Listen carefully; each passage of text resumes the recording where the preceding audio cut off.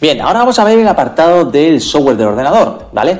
Que dijimos en el anterior vídeo que podemos definir el software como el soporte lógico del ordenador, ¿vale? Que comprende, pues, por ejemplo, el conjunto de los componentes lógicos que hacen posible su funcionamiento, ¿vale? Son software tanto el sistema operativo, es decir, Windows que escuchamos todos, el Linux, el MacOS, como los programas y aplicaciones que utilizamos, ¿vale?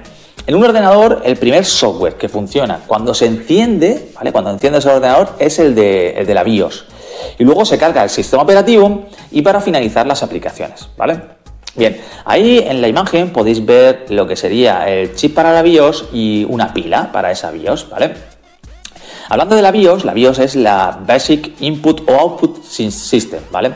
Es el sistema básico de entrada y de salida del ordenador, ¿de acuerdo? Y se trata, pues, de un programa especial guardado en la pequeña memoria de la placa base, como hemos visto en el vídeo anterior. Y una vez que se han inicializado los componentes hardware, pues la BIOS toma el control del ordenador. Cuando la BIOS termina de realizar su tarea, cede el control del ordenador al siguiente nivel, ¿vale? Que sería el sistema operativo. ¿De acuerdo? Ahí en la imagen podéis ver el menú principal del programa Setup de la BIOS, que seguramente alguna vez esa pantallita azul la habréis visto. ¿De acuerdo? Hay una forma de acceder que, bueno, ya haremos una práctica relacionada con el acceso a la BIOS. ¿De acuerdo? Bien, el siguiente entonces nivel hemos dicho que son los sistemas operativos, que son programas dispuestos ya en el propio software o en la memoria fija, ¿vale? Que hacen que el hardware sea utilizable, ¿vale? El hardware, si no, no se podría utilizar. Su misión es servir de interfaz entre el propio usuario y el ordenador, interpretando, pues, las instrucciones del usuario y se las transmite entonces al hardware, ¿vale? Además, se encargan de controlar y hacer funcionar todo el hardware y los programas del ordenador, ¿vale? Entre otras funciones, claro, porque otras funciones serían permitir a los usuarios compartir el hardware, permitir a los usuarios compartir datos, permitir a los usuarios la planificación de recursos o facilitar, por ejemplo, la entrada y salida de datos, ¿vale? Bien, los sistemas operativos más utilizados, pues, son los Windows, ¿vale? En sus distintas versiones, el 11, el 10, el 8, el Vista, el XP, etcétera, ¿vale? También el Linux, ¿vale? Que serían las distribuciones Debian, Ubuntu, Red Hat, Max, etcétera. Y el MacOS, ¿vale? Aunque también están el Symbian OS y el WAP, ¿de acuerdo? Pero bueno, Windows, Linux y MacOS, ¿vale? Bien, y ahora el siguiente nivel ya serían los últimos, serían los programas y aplicaciones, ¿vale? Una aplicación informática es un programa diseñado para facilitar un determinado tipo de trabajo, mientras un programa, pues, se puede definir como una secuencia de instrucciones que un ordenador es capaz de interpretar y ejecutar, ¿vale? Por ejemplo, la BIOS es el software almacenado en la memoria ROM, ¿vale? No la RAM ni la memoria caché, sino en la ROM, que hace que el ordenador arranque y funcione, ¿vale? Pues la BIOS es un programa como el firmware de los chips, por ejemplo. En cambio, un procesador de textos o un reproductor de vídeo son técnicamente hablando, aplicaciones informáticas, no un programa, ¿vale? Bien, entonces vamos a ver algunos ejemplos de distintos programas y aplicaciones.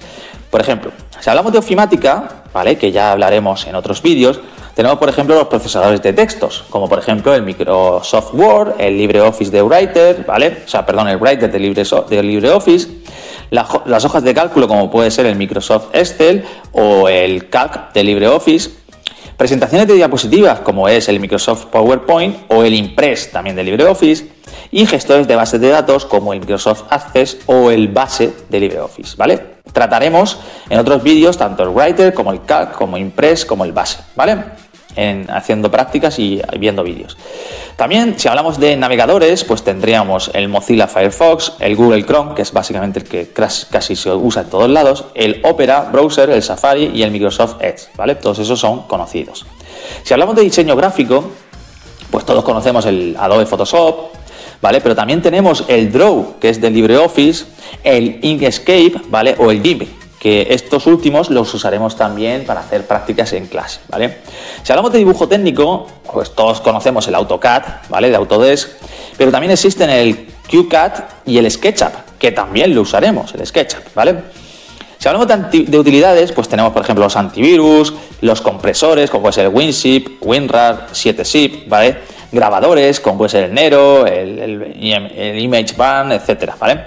Y luego, pues, los típicos juegos, como puede ser el Minecraft, que lo tenéis todos, el Clash of Clans, el World of Warcraft, el Fortnite, el FIFA, etcétera, ¿vale? Bueno, pues esto sería un poco hablando de lo que sería la parte de software, ¿vale? Entonces ya tenemos el primer vídeo hablando de hardware y el segundo vídeo hablando del software, ¿vale? Así a un nivel un poco básico y generalista que nos sirve para hacer las prácticas de clase, ¿de acuerdo? Bueno, pues ya nos veremos en el siguiente vídeo. Hasta luego.